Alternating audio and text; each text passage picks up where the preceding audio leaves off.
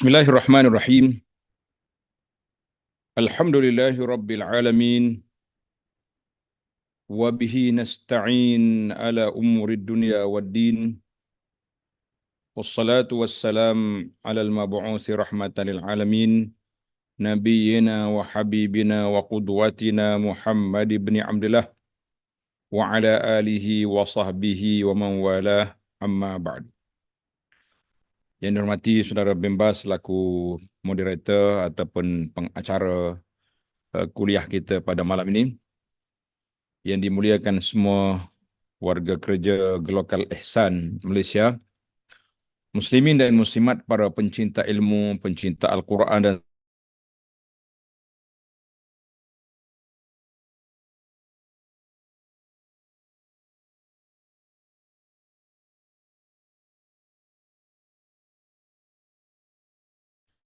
2024 bersamaan dengan 30 Jumadal Akhirah 1445.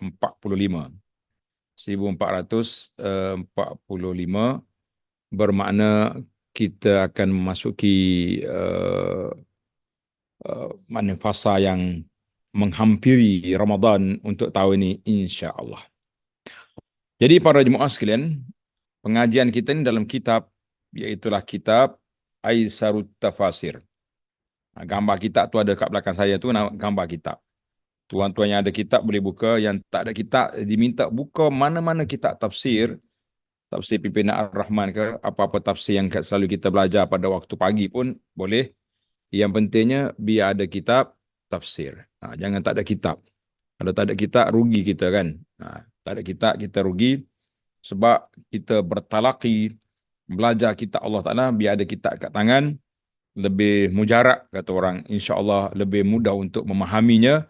Biiznillahi Azza wa Jalla. Jadi, rasanya malam ni kita nak dengar saudara Bembas baca Quran lah. Bolehkah? Ini baca ayat yang kita nak baca ni. Ayat 185, 186.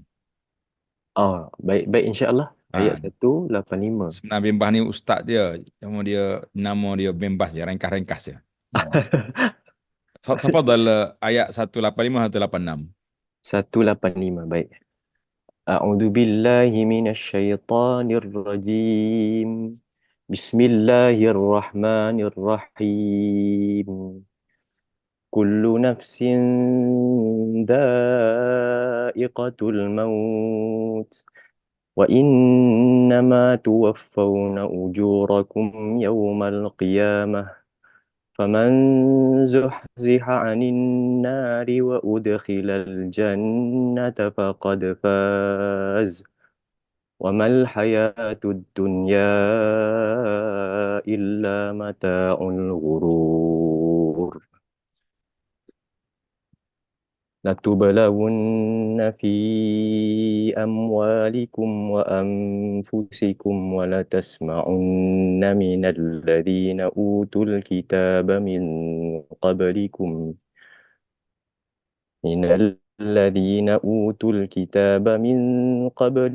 ومن الذين أشركوا أذى كثيرا وإن تصبروا وتتقوا فإن ذلك من عزم الأمور. Hasbuk. Barakallahu fiik. Jadi kita tengok ayat 185 yang kita baca. Kullu nafsin za'iqatul maut. Tiap-tiap yang bernyawa akan merasai mati. Semua kita. Semua makhluk yang bernyawa semua akan mati. Termasuk juga hatta malakul maut yang ambil nyawa pun dia juga akan mati di akhirnya. Wa innama tuwaffawna ujurakum yaumal qiyamah. Dan sungguhnya pada hari kiamat sahajalah disempurnakan pahala kamu. Jadi atas dunia ni kita tak nampak. Atas dunia ni kita beriman kepada Allah Azza wa Jalla. Bahawa kita beriman, kita yakin, kita percaya apa yang kita buat ini bertepatan dengan apa yang dikehendaki oleh Allah Azza wa Jalla. Apa yang kita buat ini bertepatan dengan apa yang disyariatkan oleh Allah Azza wa Jalla. Dan kita yakin dengan pahala yang dijanjikan oleh Allah. Tapi kita tak nampak. Itulah yang dinamakan keimanan kepada Allah. Yang dikatakan keimanan itu duduk di mana? Duduk di keyakinan. Yu'minuna bil ghaib. Allahu Akbar. Semoga Allah telah mantapkan iman kita. Makin kita belajar Quran, makin kita tadabbur ayat-ayat Allah, kita harap makin mantap kita punya kepahaman, keimanan dan keyakinan kita kepada Allah Azza wa Jalla. Wa innama yuwaffawna ujurakum yaumal qiyamah. Dan sungguhnya pada hari kiamat sajalah kamu akan disempurnakan pahalamu. Atas dunia ni buat ya, yakin. InsyaAllah di akhirat kita akan tengok. Faman zuhziha 'anil nari wa udkhilal jannata faqad faz. Dan sesiapa yang dijauhkan dari neraka dan dimasukkan ke dalam syurga, maka sungguhnya ia telah beruntung. Mana orang yang beruntung? Orang yang bahagia, orang yang masuk syurga lepas daripada neraka. Ada juga sebahagian orang yang beriman, nak boleh ke syurga, dia masuk neraka dulu, wal'iyazubillah. Allahumma ajarna minan nar. Setiap kali kita dengar ajar neraka, terus kita doa, Allahumma ajarna minan nar, Allahumma ajarna minan nar, Allahumma ajarna minan nar. Ya Allah, jauhkan kami dari neraka. Jangan disentuh oleh api neraka, walaupun sekejap. Jangan duduk main-main. Kemudian, siapa dia lepas daripada neraka, masuk dalam syurga, faqad faz. Itulah manusia yang dapat kemenangan, kebertuahan. Wa mal hayatud dunya illa mata'ul ghurur. Sesungguhnya kehidupan dunia ini tidak lain hanyalah kesenangan yang memperdayakan. Jadi nampak senang, nampak comel, nampak lawa. Dalam hadis Nabi sebut ad-dunya hulwatun khadiratun. Dunia ini manis menghijau. Kita tengok pokok-pokok hijau comel. Tengok kuih manis semuanya terpedaya. Makan banyak kencing manis. Itu dia panggil. Mana itulah gambaran dunia. Tak selamat kita kalau kita kuat kejar kepada dunia. Wal'iyazubillah. Maka dalam ayat ini, alhamdulillah, seperti biasa kita akan mula dengan apa? Bila kita baca ayat, kita akan pergi kepada mufradat ataupun dia panggil kalimat, syarhul kalimat. Syarh al-kalimat. Za'iqatul maut. Za'iqatul maut. Apa makna za'iqatul maut? Yakni akan merasai kematian jasadnya. Kita akan rasa kematian jasadnya sedangkan jiwa itu tidak mati. Jadi mati, roh tak mati, jasad dia mati. Sebab roh berpisah dari jasad. Tengok dia punya huraian dia di bawah tu. Apa dia kata? Kematian merupakan kepastian yang tidak mungkin dielakkan oleh manusia. Tak mungkin. Nak lari setara mana pun, dia akan datang. Takut setara mana kita mati, dia akan mari. Karena itulah para jemaah sekalian, kita jangan takut ke mati, kita kena ingat ke mati. Kalau takut pun kena mati juga. Baik kita ingat ke mati, bila kita ingat ke mati, apa untungnya kita ingat ke mati? Maka di sinilah para ulama kata beza di antara ingat ke mati dengan takut ke mati. Orang yang takut ke mati dia tak mau mati. Orang yang ingat ke mati dia sentiasa buat persiapan untuk menghadapi kematian. Itu yang kita nak. Datangnya kematian biasanya ada tanda-tandanya. Salah satu tandanya adalah keluarnya keringat dingin di dahi. Dia kata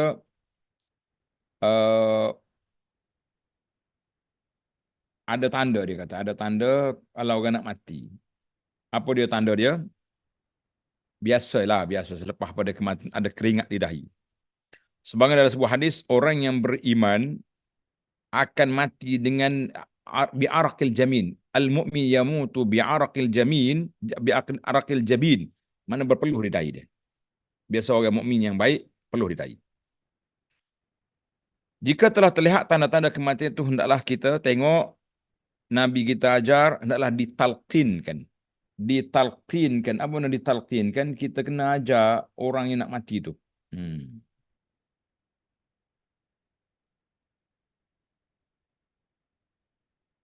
Ajar apa dia? Laqinu mautakum la ilaha illallah. Bila kita tengok orang ni nazak. Biasa kita, bahasa Melayu ni kita guna nazak. Kan? Nazak ni makna orang tu dah hampir nak mati. Maka kita yang ada dekat dia kena talqin. Talqin di sini, apa dia makna talqin? Maknanya kita ajar dia mengucap. Ajar dia mengucap. La ilaha illallah. Jadi, kita ajar ni jangan suruh. Jangan suruh dia baca. Kata-kata ikut saya, itu cikgu di sekolah, bang. Dan kita dengan orang mati jangan buat cikgu di sekolah sebab dia dalam keadaan nazak ni, keadaan yang cukup gawat. Dalam keadaan yang begitu, orang panggil begitu susah. Jadi kita pergi duduk duduk ajar dia pula. Ikut saya. Tak payah suruh ikut. Kita kata dekat telinga dia, kita pergi bisik dekat telinga dia, la ilaha illallah. Tengok lidah dia bergerak, kita berhentilah. Kalau tengok lidah dia bergerak mana dia ikut kita kata, kita berhenti. Kemudian tengok tuwafauna akan diberikan kepadamu balasan amal perbuatanmu yang baik atau yang buruk. Laha ma kasabat. Yang baik bagi dia keuntungan. Wa alaiha, ke atasnya keburukan yang dia buat, wal iyazubillah, secara sempurna tidak ada yang kurang sedikit pun. Zuhziha diselamatkan atau dijauhkan. Ni ada orang tak nama anak pula ni, cantik je nama ni, Siti Nur Zuhziha. Zuhziha mana yang dijauhkan daripada neraka. Faz dengan makna selamat dari yang ditakutkan, yakni neraka, dan meraih apa yang diinginkan, iaitulah syurga. Mata'ul ghurur. Mata'ul ghurur, yakni adalah segala sesuatu yang boleh dinikmati. Al-ghurur artinya yang menipu.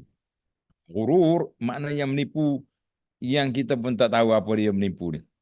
Jadi nampak terpedaya kita. Mata benda nampak comel tapi tak ada nilai. Apa dia tengok nota di bawah? Ada sebuah hadis yang menegaskan bahawa kenikmatan dunia hanyalah kenikmatan sementara yang terpedaya, memperdayakan kita. Maka Nabi SAW buat analogi bandingan, iaitulah Allah Ta'ala buat bandingan, wallahi mad dunya fil akhirah, nak bandingkan dunia dengan nikmat akhirat itu, bandingannya seperti seorang yang pergi celuk jari dia dalam air, dalam laut, fil yammi, dalam laut, kemudian kita angkat. Basah jari, itu je nikmat dunia yang banyak-banyak ni. Nikmat dunianya sebenarnya setakat tu je. Nikmat akhirat yang kekal abadi. Allahu Akbar. Jadi tapi kita apa boleh buat? Kita terpedaya dengan dunia hari ini, terpaksalah kita kena ikut juga dia punya suasana dunia. Kalau kecuali kita mampu untuk terbiahkan diri kita supaya tidak terpedaya, insya-Allah taala. Baiklah. Kita pergi pada ayat yang kedua. Latublawunna fi amwalikum wa anfusikum. Kamu sesungguhnya akan diuji terhadap hartamu dan diri kamu. Allah uji harta kita. Banyak ke sikit? Diri kita sihat ke sakit? Allahu Akbar. Wala tasma'unna minal ladzina utul kitaba min qablikum wa minal ladzina asyraku azan katsira. Allahu Akbar. Bagi dirimu, dan juga kamu sungguh-sungguh akan mendengar dari orang-orang yang diberi kitab sebelum kamu dan dari orang-orang yang mempersekutukan Allah. Jadi puak-puak syirik, gangguan yang banyak menyakitkan hati. Jadi puak ni kacau kita, menyakitkan hati kita. Wa in tasbiru wa tattaqu fa inna dzalika min azmil umur. Jika kamu bersabar dan bertakwa, maka sesungguhnya demikian itu termasuk urusan yang patut diutamakan. Yang patut diutamakan. Jadi apa ayat ni? Kita tengok kepada mufradatul ayat. Mufradat ayat dia panggil makna kalimah.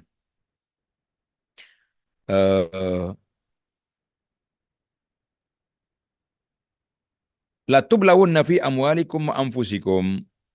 Sesungguhnya kamu akan diuji pada harta kamu dengan kewajipan menunaikan hak-hak yang mesti ditunaikan. Mana boleh harta, kena zakat. Boleh harta, kena infak. Dan diuji pada diri kamu dengan tugas-tugas yang berat seperti berjihad dan menunaikan ibadat haji, atau dengan sakit, susah, ataupun kematian. Jadi itu semua itu ujian Allah Ta'ala kepada kita. Utul kitab, yakni orang yang beri kitab, iaitulah Yahudi dan Nasara, alladzina asyraku, orang-orang musyrik, yakni orang Arab jahiliyah, syirik pada zaman itu. Fa inna dzalika min azmil umur. Sesungguhnya yang demikian itu adalah urusan yang patut diutamakan.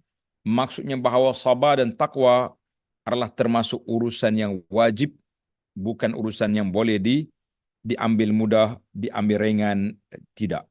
Jadi walaysa fiha rukhasun wala tarkhis. Jadi jangan duk main-main. Jadi kita wajib kita bertakwa kepada Allah Taala. Yang kata ada keringanan tu dalam bab hukum, bila kita berat boleh diringankan. Orang sakit tak boleh nak solat berdiri, boleh duduk. Tapi nak kata sakit terus tak solat, tidak ada. Orang sakit boleh buka puasa. Walaupun boleh buka puasa, dia kena ganti. Itu maksudnya. Tapi azmil umur, perkara yang berat yang telah disyariatkan oleh Allah Ta'ala, maka kita mesti kena ambil dan tak boleh kita bermain-main. Baiklah para jemaah sekalian, makna al-ayat. Apa makna ayat? Ma zala siyaq fi ta'ziyati Rasul sallallahu alaihi wasallam. Susunan ayat ini ialah kelangsungan penerusan untuk memberikan menenangkan hati Nabi sallallahu alaihi wasallam dan para sahabatnya. Pada ayat sebelumnya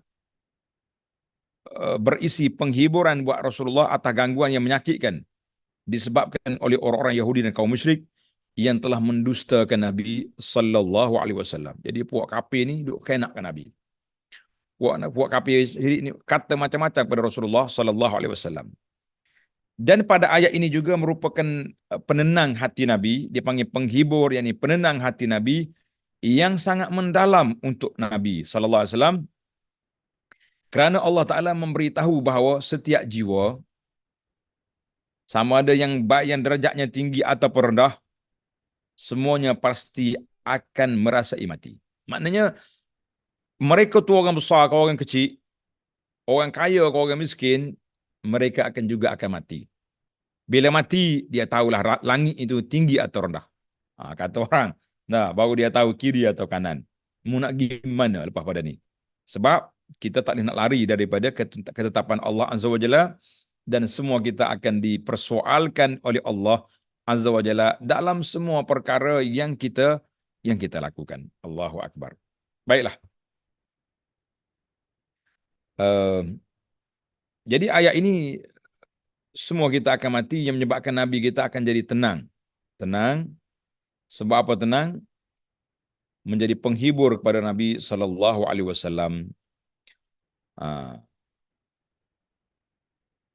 Tengok nota di bawah. Yang perlu diketahui, nota 291, yang perlu diketahui tentang hukum yang berkait ketika orang sedang sakaratul maut adalah, maknanya Tuan Syekh kita ni rahimahullah ta'ala, dia panggil, dia bawa min ahkam al-ihtidar. Bila orang tu nak mati, orang dalam keadaan sakaratul maut, nak mati, kita yang ada di sebelah dia kena mula talqin. Talqin mana kita ajar dia mengucap. La ilaha illallah. Dan ada kata dibacakan Yasin. Jadi hadis tentang Yasin dekat dengan orang mati ni ada hadis. Walaupun sebagian ulama berbincang tentang masalah kedudukan hadis, tapi bolehlah kita baca yusta'nasu bihi, sebab Yasin ini termasuk dalam Al-Quran. Kalau kita baca ayat lain pun tak apa. Cuma sinoni masyarakat kita ni suka Yasin, bacalah Yasin. Jadi ada kata, ada riwayat lah, ma min mayyitin yuqra'u indahu Yasin. Jadi kalau orang tu baca Yasin dimudahkan kematian dia. Hadis ni rawahu Abu Daud. Tapi ada perbincangan dari sudut sanadnya. Baiklah. Dan juga hadis tentang iqra'u Yasin ala mautakum. Orang nak mati kita baca Yasin, bukan lepas dia mati baca Yasin. Sebabnya bila orang ni dengar Quran, dia akan tenang. Sebab itulah dia, kalau baca surah lain jadi tak? Jadi, boleh baca je surah lain, surah mana-mana pun boleh. Yang pentingnya ayat tu kita nak tenangkan orang yang nak mati. Cuma ada video yang ditularkan daripada Syekh daripada Arab, daripada Mesir. Dan anda tengok ustaz-ustaz kita di Malaysia pun tumpang sama, menyiarkan kes. Siapa dia baca Yasin dekat dengan orang nak mati, maka 10,000 malaikat akan mari. Dicabut nyawa tak rasa. Dia tunggu sampai ke apa? Sampai dikebumikan. Jadi hadis itu palsu, tidak sahih. Masa itulah ada 2-3 orang ustaz yang telah menyebarkan video tu, ana PM kat dia. Ana PM kat dia, kata tolong delete lah sebab hadis ni tidak sahih, hadis palsu dan tidak sesuai dengan ustaz yang mempunyai makam yang tinggi, kan? Ceramah di peringkat VIP, duk siar benda-benda yang tidak sahih. Alhamdulillah dia dengar kata. Dan dia juga berselindung. Dia kata bukan saya, itu admin saya. Saya kata tak kira siapa pun, nama Facebook itu nama Tuhan. Admin ke siapa, jangan duk siarkan. Jadi kita kena usahakan lah. Usahakan biarlah maklumat-maklumat yang kita nak siar itu betul. Alhamdulillah. Dan apabila selesai daripada mati, bila dia mati, kita kena rapakkan mata dia, tutup mata.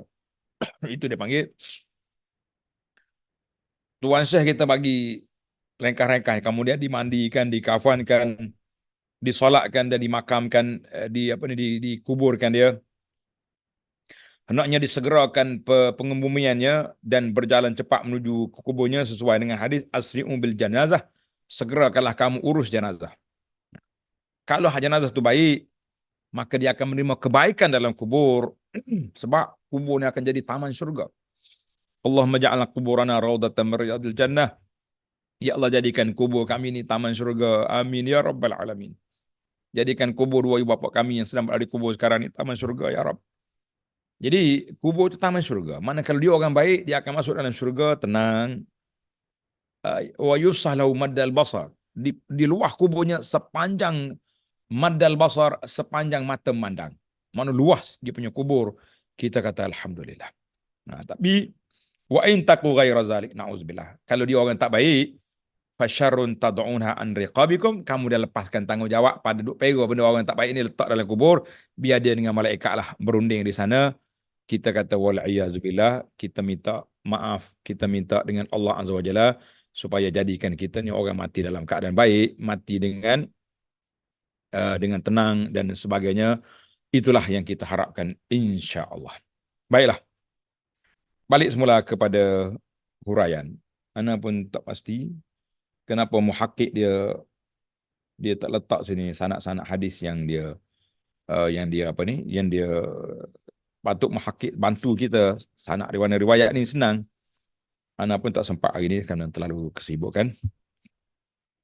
Tapi untuk maklumat para pelajar, tajuk ni ana dah bincang secara detail ketika ana syarah kitab Al-Mu'tamad fi Fiqh Syafi'i. Tuan-tuan tengok kitab Al-Mu'tamad ada 12 ke siri kuliah tentang bab al-janazah. Dalam bab janazah saja. Kita hurai daripada awal kitab, dari kitab al-janazah sampai ke akhir. Allahumma khtim lana bi husnil khatimah. Yang pentingnya kita minta doa Allah Ta'ala jadikan kita ni mati dengan husnul khatimah dan kubur kita taman syurga. Amin ya rabbal alamin. Baiklah. Jadi setiap kita, kaya ke miskin, besar ke kecil, semua kita akan merasai mati. Dan negeri dunia bukanlah negeri tempat pembalasan, tetapi dunia tempat berusaha dan beramal. Sebagaimana kata orang, dunia ni bukan tempat tinggal, tapi tempat meninggal. Tulis itu, tak ada lagi. Tak. Dunia ni bukan tempat meninggal, tapi bukan tempat tinggal yang kekal, tapi tempat meninggal. Artinya kita tinggallah kebaikan-kebaikan. Kita tinggallah perkara-perkara yang baik, yang boleh memberi pulangan, bekalan kepada kita di akhirat nanti. Kerana itu, seringkali kita jumpa orang yang melakukan kejahatan dan kezaliman, tetapi dia tidak pernah tertimpa kesusahan. Jadi ada orang jahat, tapi lagi angkuh, lagi sombong dia. Lagi panjang umur dia, lagi orang panggil lagi besar dia punya kesombongan, lagi kuat dia punya darjat pangkat dia ataupun pengikut dia lagi ramai. Ada. Dan seringkali orang yang berbuat baik dan orang melakukan kebaikan tapi ia tidak mendapat kesenangan. Ada orang baik susah. Hal ini merupakan penghiburan, penenang yang mendalam bagi Rasulullah sallallahu alaihi wasallam. Selain itu, kesedaran bahawa kehidupan dunia dengan segala isinya tidak lebih hanyalah sebuah kenikmatan yang menipu, yakni kenikmatan yang akan hilang. Sekalipun ia sungguh indah dan menawan, tetapi ia akan hilang dan pergi. Sebagaimana kata orang, dunia ni seperti sarap. Sarap ni macam fata morgana. Fata morgana ni tengok macam ada air kat tengah padang, kita pergi kosong. Dunia macam itulah, nampak cantik tapi sebenarnya huduh. Kecuali kita isikan dia dengan kebaikan yang akan menjadi bekalan kita ke akhirat, maka insya Allah dunia itu bermanfaat untuk kita. Sekalipun ia begitulah kandungan ayat 185. Adapun ayat 186, Allah Ta'ala memberitahukan kepada Rasulnya Sallallahu Alaihi Wasallam serta orang-orang yang beriman bahawa mereka pasti akan diuji pada harta ataupun diri. Hatta mereka akan diuji dengan musibah dan dengan kewajipan-kewajipan yang mesti ditunaikan, tanggungjawab kita. Ada harta kena zakat, kena infak. Alhamdulillah. Sedangkan diri mereka akan diuji dengan sakit dan kematian. Kalau kita tak sakit, mungkin anak kita sakit. Mungkin orang yang kita sayangi sakit. Sahabat-sahabat kita ada ramai yang menjaga ayah yang stroke berapa lama. Ada yang berhenti kerja. Adik-beradik jaga abang yang sakit. Ada. Ataupun anak kita sendiri sakit. Ataupun anak kita diuji oleh Allah Ta'ala untuk jaga ayah yang sakit. Allahumma sallimna ya Rabb. Selamatkan kami. Nas'alullah al-afwa wal-afiyah. Kita minta Allah Ta'ala selamatkan kami ya Allah. Nah ini. Maka ada di antara tugas-tugas berat yang diberi, kewajipan. Harta mereka akan diuji dengan musibah dan dengan kewajipan-kewajipan yang harus yang mesti ditunaikan, sedangkan diri mereka akan diuji dengan sakit dan kematian, serta tugas-tugas yang berat seperti berjihad, berhaji dan berpuasa. Selain itu, mereka mesti akan mendengarkan banyak isu dan gangguan yang menyakitkan dari orang-orang ahli kitab dan orang musyrikin. Contohnya seperti ucapan tokoh Yahudi yang bernama Fanhas yang mengatakan Allah adalah fakir sedangkan kami orang kaya. Ni jen jahat ni puak Yahudi ni. Tengok nota di bawah tu kata apa. Nota di bawah ni. Abdullah bin Ubay, bapa kepala segala munafik di Madinah, pernah berkata kepada Rasulullah sallallahu alaihi wasallam, segeralah pergi ke tempat. Dia kata pergi, dia suruh gimana lagi? Irji ila rahlika, pergi ke tempat kenderaanmu, la tu'zina. Jangan menyakitkan kami dalam majlis kita ni. Itu kata-kata perli, kata-kata huduh. Ka'ab bin Ashraf, Yahudi di Madinah, pernah menyusun bait-bait, qasidah-qasidah, syair-syair yang isinya berupa caci maki kepada Rasulullah sallallahu alaihi wasallam dan kaum muslimin, dan untuk memprovokasi orang-orang kafir agar memusuhi orang-orang Islam. Berlaku dalam buku sejarah Madinah. Kalau tuan-tuan ada, mana buku sejarah Madinah? Ana dah tulis suatu buku cerita Ka'ab bin Ashraf ni. Kubur dia masih ada lagi di Madinah. Masih ada lagi di Madinah. Jadi orang pergi Madinah, kalau pergi ramai-ramai mungkin tak sempat, tapi kalau pergi dengan ziarah private ya di DIY sekarang ni boleh je. Nak pergi melawat tempat-tempat yang ada lagi di sejarah-sejarah di sana masih ada. Bahkan ia suka merayu dan menggoda kaum wanita yang beriman. Kacau punya ni.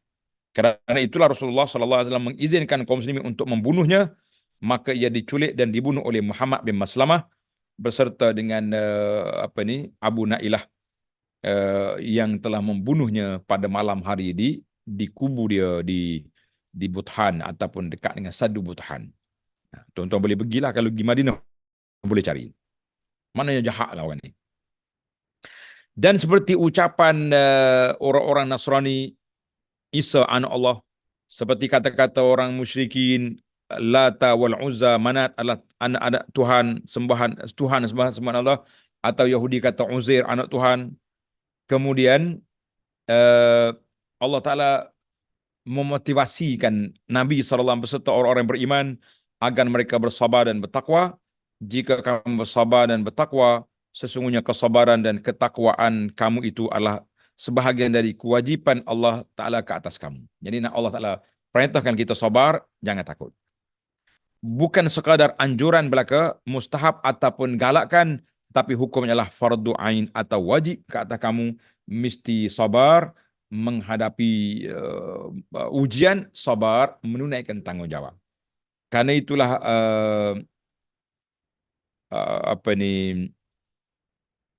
sabar itu ada 3 kategori. Tuan-tuan tulis, sabar ada 3 kategori. Yang pertama, sabar melakukan ketaatan. Yang kedua, sabar meninggalkan maksiat. Yang ketiga, sabar di atas ujian. Nah, biasa kalau kita sebut sabar, kita nampak satu je. Sabar atas ujian.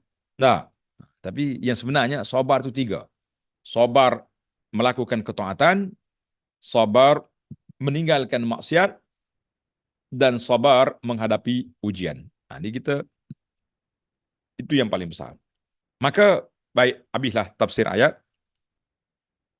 Kita pergi mencari hidayatul ayat, beberapa pengajaran, pelajaran yang dapat diambil daripada ayat 185, 186. Yang pertama, dunia bukanlah tempat pembalasan, tetapi tempat untuk beramal. Jadi setengah orang manusia ni contohnya tanah kubur tu. Tanah kubur, drama tanah kubur. Dia suka sangat kalau orang yang kita suka mati, mayat dia bolak lah, kubur dia ada ular ataupun busuk, semua ni karut lah ke. Allah Ta'ala sembunyikan keburukan orang di atas dunia, dia akan balas dalam kubur dan di akhirat. Kenapa kita nak zahirkan? Jangan. Jadi atas dunia ni dunia tempat beramal, akhirat tempat pembalasan, dunia bukan tempat tinggal tetapi tempat meninggalkan kebaikan. Yang kedua dia kata ta'riful fauz, maksud kemenangan sejati, kebahagiaan sejati apabila kita bebas, selamat dari neraka dan masuk ke dalam syurga. Selagi orang ni tak masuk syurga, belum lagi bebas. Selagi dia duduk di neraka, dia tak bebas. Sebab apa tak bebas? Kita dalam ketakutan sentiasa. Yang ketiga, menjelaskan mengenai hakikat kehidupan duniawi, bahawa dunia adalah kenikmatan sementara yang menipu. Dia kata dunia ini kenikmatan yang orang panggil yang menipu kita. Nampak comel tapi tak comel. Macam beli benda-benda mainan buatan Cina. Tak, comel. Belum sampai rumah dah tercabut tayar. Belum sampai rumah tayar dah tercabut. Kita kata ini bahayanya permainan ini. Bahawa dunia adalah kenikmatan yang sementara dan menipu, tidak kekal, segera hilang dan akan pergi. Yang keempat, ujian merupakan suatu perkara daruri. Daruri maknanya benda yang mesti kita kena hadapi. Kerana itu manusia mesti bersabar dan bertakwa. Kerana sabar dan takwa adalah kewajipan, bukan sekadar anjuran. Tamat dah hak Nabi, kita masuk kita sikit. Sekarang ni tuan-tuan dan puan-puan, kita yang ambil satu risiko untuk mendidik masyarakat supaya kembali ke landasan Al-Quran dengan Sunnah. Kita kata tuan-tuan nak buat benda, ikut Nabi. Yang Nabi tak buat, tak suruh ikut. Walaupun ada orang kata apa salahnya benda baik, maka kita juga akan ditohmah, akan dituduh. Hari ini tersebar macam-macam. Dia tuduh Abu Anah ni macam-macam. Kita kata itulah asam garam perjuangan. Kalau kita ikut dia orang itu, selamat kita. Semua tempat boleh masuk. Tapi oleh kerana kita lawan arus, bukan lawan arus, lawan orang yang tak mau ikut sunnah, maka kita akan dihina, kita akan ditohmah, kita akan dituduh. Kita hanya memberi jawapan hasbunallah wa ni'mal wakil. Hasbunallah wa ni'mal wakil. Allahumma kfina syarruhum. Ya Allah, selamatkan kami daripada kejahatan mereka. Sabar. Jangan. Kalau kita lawan pun tak ada faedah. Baiklah. Sabar atas dunia. Mudah-mudahan Allah tak diberikan ganjaran di akhirat. Ambillah ayat kita. Saudara bebas. Boleh sambung bacaan ayat 187 sehingga 189. Jadi persilakan. آمين. أعوذ بالله من الشيطان الرجيم. وإذ أخذ الله ميثاق الذين أوتوا الكتاب لتبيننه للناس ولا تكتمونه فنبذوه وراء ظهورهم واشتروا به ثمنا قليلا فبئس ما يشترون لا تحسبن الذين يفرحون بما أتوا ويحبون أن يحمدوا بما لم يفعلوا فلا تحسبنهم بمفازة من العذاب ولهم عذاب أليم ولله ملك السماوات والأرض والله على كل شيء قدير. Hasbuk. Barakallahu fiik. Baik. Wa iz akhadallahu mitsaqal ladzina utul kitab, dan ingatlah ketika Allah mengambil janji dari orang-orang yang telah diberi kitab. Apa dia janji Allah Ta'ala? La tubayyinunnahu linnasi wa la taktumunah. Adalah kamu menerangkan isi kitab itu kepada manusia. Jangan sembunyi. Apa yang Allah sampaikan, sampaikan. Apa yang Allah Ta'ala suruh, buat. Apa yang dilarang, jangan buat. Wala taktumunahu, dan jangan sekali-kali kamu menyembunyikan apa yang diturunkan oleh Allah Azza wa Jalla. Apa jadi? Fanabazuhu wara'a zuhurihim. Lalu mereka melemparkan janji itu ke belakang mereka. Washtarau bihi thamanan qalila, dan mereka menukarkannya dengan harga yang sedikit. Karena nak ambil harta benda, karena nak ambil hati pengikut, karena nak jaga kedudukan, karena nak dapat projek, campur ayat-ayat Allah Ta'ala yang mengharamkan perkara yang haram itu, mereka sembunyikan. Na'udzubillah. Ya. Fabi sama yashtarun, maka amatlah buruk tukaran yang mereka membeli kebenaran dengan keburukan itu sangat-sangat dahsyat. Jadi ayat ini Allah Ta'ala ajar kepada kita supaya nyatakan kebenaran, jangan disembunyi. Sebagaimana berlaku pada ahli kitab telah buat perangai buruk macam ni. Al-Mitsaq, tengok apa ni, syarhul kalimat Al-Mitsaq, perjanjian yang dikuatkan dengan sumpah. Jadi janji, sumpah. Kalau kita sekarang dia panggil akuan bersumpah. Akan bersumpah tu tak sumpah-sumpah pun. Pakai mati stand cok RM10 gitu ya. Nah, utul kitab, orang-orang yang diberi kitab, yakni Yahudi dan Nasara. Taktumunahu, kamu menyembunyikan sesuatu dan mengingkari keberadaannya. Jadi dia sembunyi. Dia tak tunjuk pada orang. Dan ia disembunyikan supaya tidak dilihat dan diketahui oleh orang. Dia panggil sembunyi maklumat. Sembunyi fakta. Itu bahaya. Fanabazuhu wara'a zuhurihim. Mereka melemparkan janji itu ke belakang punggung mereka, yakni mereka membuangnya dan tidak ditoleh lagi. Mana tak peduli pun dengan janji tadi. Yang mereka buang tersebut adalah janji dan sumpah mereka untuk beriman kepada kenabian Nabi Muhammad SAW beserta agama Islam yang dibawanya. Jadi itulah. Jadi dalam kitab Taurat dia, dalam kitab Injil, semua jelas tentang kedatangan Nabi akhir zaman, mereka susuk. Mereka sembunyi. Jadi itu yang masalah. Allahu Akbar. Washtarau bihi samanan qalila.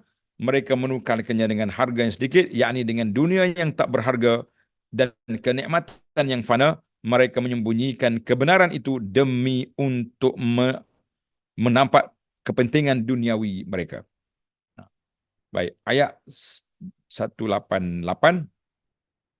La tahsabanna alladhina yafrahuna bima ataw wa yuhibbuna an yuhmadu bima lam yaf'alu fala tahsabannahum bimafazatin minal azab wa lahum azabun alim.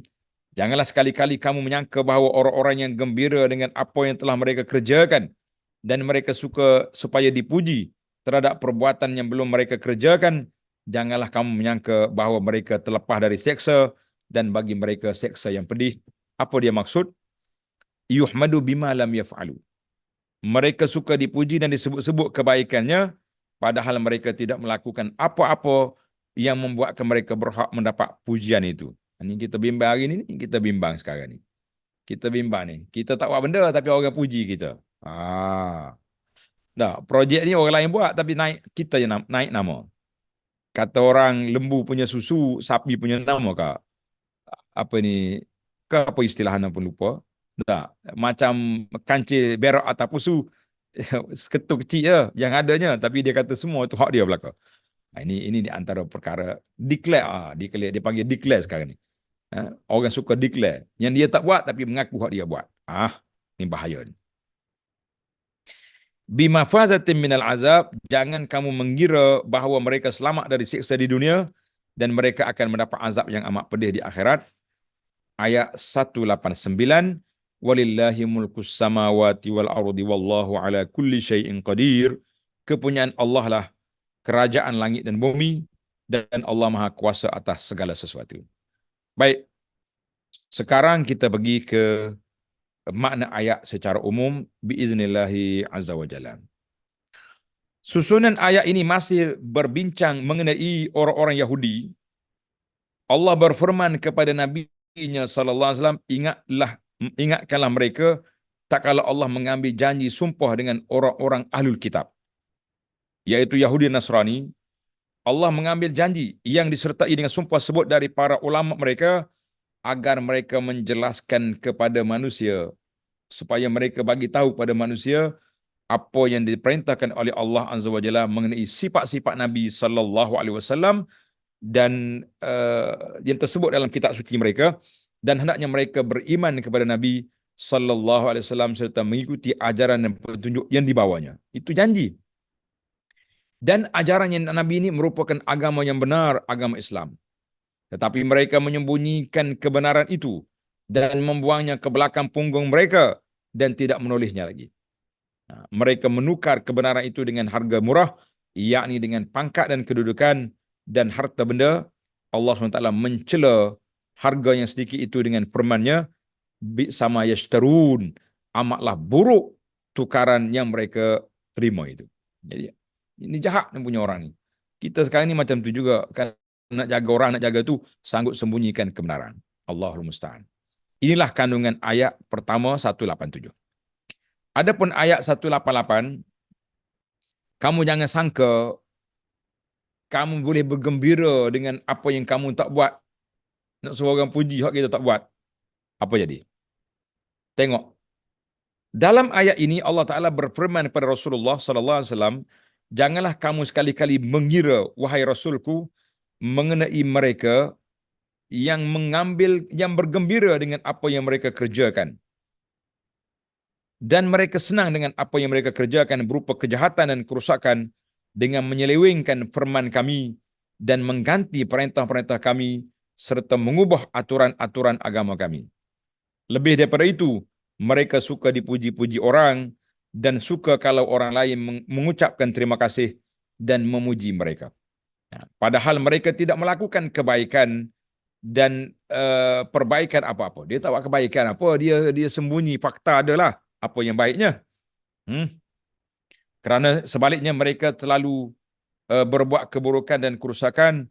Orang-orang Yahudi itu, janganlah kamu kira mereka akan selamat dari azab.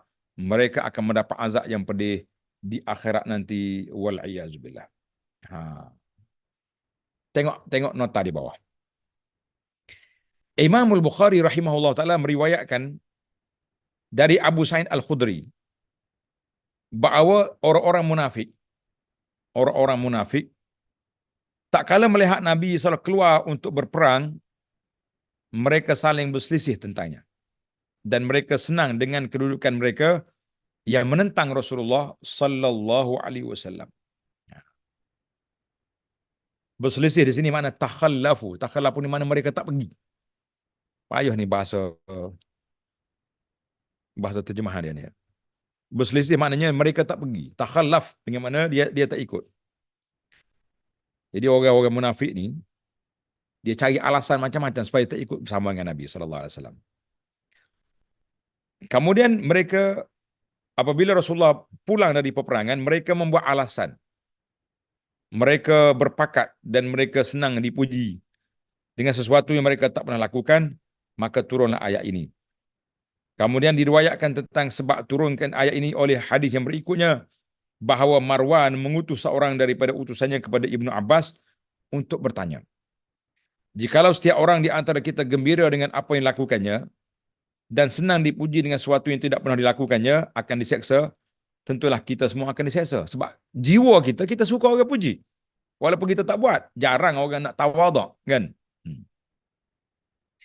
Lalu Ibnu Abbas berkata, tidak kepada kamu. Ayat ini bukan turun kepada kamu. Sesungguhnya ayat ini diturunkan berkenaan dengan ahlu kitab. Kemudian dia membaca ayat ini dan ingatlah ketika Allah Ta'ala mengambil janji. Jadi sampai ke akhir ayat, Ibnu Abbas telah menafsirkan ayat ini bahwa ini perbuatan ahlul kitab. Perbuatan ahlul kitab yang memutablikkan pandangan, kita mengatakan itulah yang cukup berbahaya. Jadi para jemaah sekalian, pada ayat 189 yang terakhir, Allah Ta'ala memberitahukan bahwa segala kekuasaan langit dan bumi adalah miliknya dan sesungguhnya dia maha berkuasa atas segala sesuatu. Allah pasti akan membuktikan ancamannya terhadap orang-orang Yahudi itu berupa azab di dunia dan azab di akhirat. Sebagaimana firman Allah Ta'ala, walillahi mulkus samawati wal ardi wallahu ala kulli syai'in qadir. Kepunyaan Allah Ta'ala lah langit dan bumi, dan bagi Allah Ta'ala lah ke atas sesuatu itu berkuasa. Jadi orang lain tak ada kuasa, kuasa yang mutlak adalah kuasa Allah Azza wa Jalla. Jadi dalam ayat ini sekali lagi, mana orang yang tahu kerja dia puji. Nah, di kita hari ini pun ada juga bahasa jenis declare ni. Nah, dia mengaku jumpa Nabi lah, dia mengaku Tok Wali tu, Nabi mari rumah dia lah, Nabi mari ke pondok dia lah. Kita kata ini semua ni. Pasal itulah Nabi kata, orang yang mengaku benda yang dia tak buat, kalabisi saubai zur. Seperti orang pakai baju orang punya, tapi dia mengaku dia punya. Tak malu muka, kata orang sekarang. Pasal jenis tak malu muka, boleh declare, boleh mengaku, boleh kata apa saja, sedangkan mereka tak buat apa-apa. Nas'alullah al-afwa wal-afiyah. Ini yang kita bimbang hari ini. Jadi kita pun kalau kita benda tak buat orang puji, kita tawaduk lah. Kata bukan saya, orang lain. Declare. Ni banyak orang ni bila dia ambil kata-kata orang di Facebook contohnya, nah, dia tak letak nama orang tu. Tak ada kredit pun dipakai buah dia. Dia seolah-olah dia punya kata-kata hikmat itu dari dia. Kita kata jangan tuan-tuan. Bagilah kredit sikit kalau pada orang yang asal yang kita ambil maklumat daripada dia. Baru nak nampak tawaduk. Baik, sebagai penutup kita pergi pada hidayatul ayat. Apakah hidayah petunjuk ayat ini? Allah kata apa? Yang pertama, Allah Subhanahu wa taala mengambil sumpah setia kepada para ulama Alkitab agar mereka menjelaskan kebenaran. Mungkin bagi tahu pada orang. Sumpah setia ini pun menyangkut para ulama Islam. Tengok ni, maknanya Syekh Muhammad bin Ka'ab Al-Qurazi berkata, tidak dibenarkan bagi ulama bersikap diam atas ilmunya. Kita ada ilmu, wajib kita kena bagi tahu. Dan tidak dibenarkan bagi orang yang bodoh bersikap diam atas kebodohannya. Jangan. Mana kalau orang jahil, jangan buat tak tahu. Pergi belajar. Jadi kalau orang tahu, jangan diam. Benda mungkar orang buat, tegur. Jangan balas nak menyampaikan kebenaran. Hak mana sunnah, hak mana bid'ah bagi tahu. Yang mana betul, yang mana salah, kena royak. Jadi itu dia panggil tanggungjawab ulama. Tanggungjawab ulama. Maka ayat ini menjadi tanggungjawab kita sebagai pendakwah. Wajib menyatakan. Sebab bila masyarakat buat benda tak betul, kita diam, kata di orang, as-sakitu anil haqqi syaitan akhras. Orang yang diam, tak menyatakan kebenaran atau tak menyatakan kemungkaran yang dibuat oleh orang, itu syaitan bisu nama dia. Syaitan bisu. Kita tak mau jadi syaitan bisu. Kita juga tak mau penyambung lidah syaitan. Ada orang dia bercakap, tapi bercakap benda dia tak betul. Itu penyambung lidah syaitan. Jadi syaitan bisu pun tak nak, menyambung lidah syaitan begitu tak nak. Kita nak menyambung lidah Nabi SAW untuk menyatakan kebenaran, untuk menyatakan yang hak, untuk menyebarkan sunnah, walaupun dicela oleh orang. Ini penting dalam perjalanan hidup kita ini. Jangan duduk berani-berani. Baiklah. Mereka pun berkewajipan menjelaskan kebenaran dan tidak boleh menyembunyikannya. Siapa dia menyembunyikan kebenaran? Dia tahu benar-benar. Dia sembunyi apa jadi? Tengok nota di bawah. Nota 295. Hal ini dikuatkan dengan hadis Rasulullah sallallahu alaihi wasallam yang diriwayatkan sanad yang banyak, bahawa man su'ila an ilmin fakatamahu uljima yaumal qiyamati bilijamin minan nar.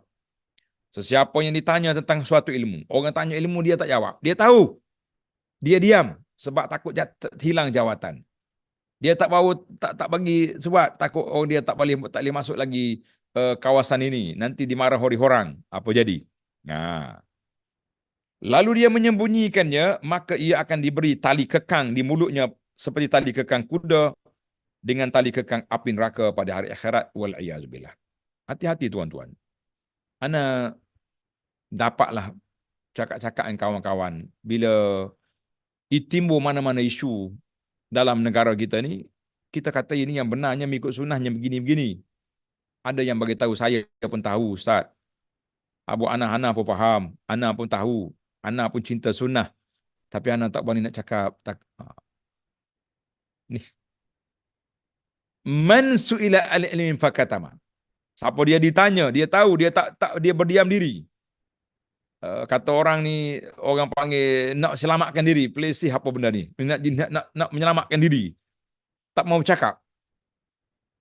Dia akan dikekang dengan tali neraka pada hari kiamat, wal-iyazubillah. Ini banyak ni ustaz-ustaz kita ni. Dia dalam grup. Orang kutuk kawan sendiri, dia tak bela. Ini pun satu penyakit. Bahkan dia tukar tambah pula. Inilah susah ustaz-ustaz sekarang ni. Suka bid'ahkan orang, suka tu. Awak nasi tambah ya. Tunggu di akhirat apa akan jadi. Nah. Tengok semula naik balik ke atas. Itu di bawah tu. Maknanya atau membuat penafsiran-penafsiran yang menyimpang untuk mendapatkan keredaan manusia dan untuk mendapatkan keuntungan dunia seperti harta, pangkat dan kekuasaan. Biasanya nak pangkat lah, nak kedudukan. Maka orang ni sangat berisiko hidup dia di akhirat nanti. Yang kedua, tidak boleh bagi seorang Muslim merasa senang dipuji atau orang berbuat baik dan dia sendiri tidak melakukannya. Karena kalau orang puji kita, bukan hak kita, kita nafikan. No, bukan saya punya. Ini Syekh Fulan punya. Ini orang ni punya. Kebaikan yang dia buat ni. Saya hanya tukang holo je. Bukan saya. Contohnya kita pergi buat kebajikan di mana-mana tempat lah. Nah, orang puji kita. Kata tak. Bukan saya punya. Bukan duit saya. Saya bawa je. Saya tukang agihkan saja. Kena mengaku. Kalau tidak orang puji kita. Letih kita lagu ni. Tetapi salah satu bentuk kedewasaan berfikir, kewarasan berfikir adalah seorang Muslim yang tidak suka atas pujian dan sanjungan orang walaupun dia melakukan kebaikan dan memang seharusnya ia dilakukan. Baik-baik kalau kita buat sungguh, orang puji, kita jangan suruh orang puji. Jangan puji saya, puji Allah. Lalu bagaimana dengan orang yang tidak melakukan apa-apa, kemudian dia ingin pujian dan sanjungan, bahkan apalagi ia melakukan keburukan dan berbuat kerusakan, lalu ia ingin dipuji dan mendapatkan tepuk tangan meriah dengan gelaran-gelaran ataupun kata-kata yang hayat fulan, Allah yahyi, maknanya hidup orang ni lah, tak payahlah. Orang puji-puji kita tak payah. Ini kan. Jadi sekarang ni zaman orang suka dipuji, suka like banyak-banyak, ini pun satu bahaya juga dalam kehidupan kita, wal-iyazubillah. Baiklah. Sebagai yang terakhir, kerajaan Allah Ta'ala yang tidak terbatas dan kekuasaannya atas segala sesuatu, ini mewajibkan manusia agar merasa takut kepadanya dan berharap atas kasih sayangnya. Akan tetapi kebanyakan manusia lalai dan tidak mengerti akan hal ini. Kita kata alhamdulillah, tamatlah para jemaah sekalian perbincangan kita daripada ayat yang awal tadi 185 sampai 189. InsyaAllah kita akan sambung lagi ayat 190 pada siri yang akan datang biiznillahi azza wa jalla. Subhanakallahumma wa bihamdika asyhadu an la ilaha illa anta astaghfiruka wa atubu ilaik. Wa sallallahu ala nabiyyina Muhammadin wa ala alihi wa sahbihi ajma'in walhamdulillahi rabbil alamin. Wassalamualaikum warahmatullahi wabarakatuh.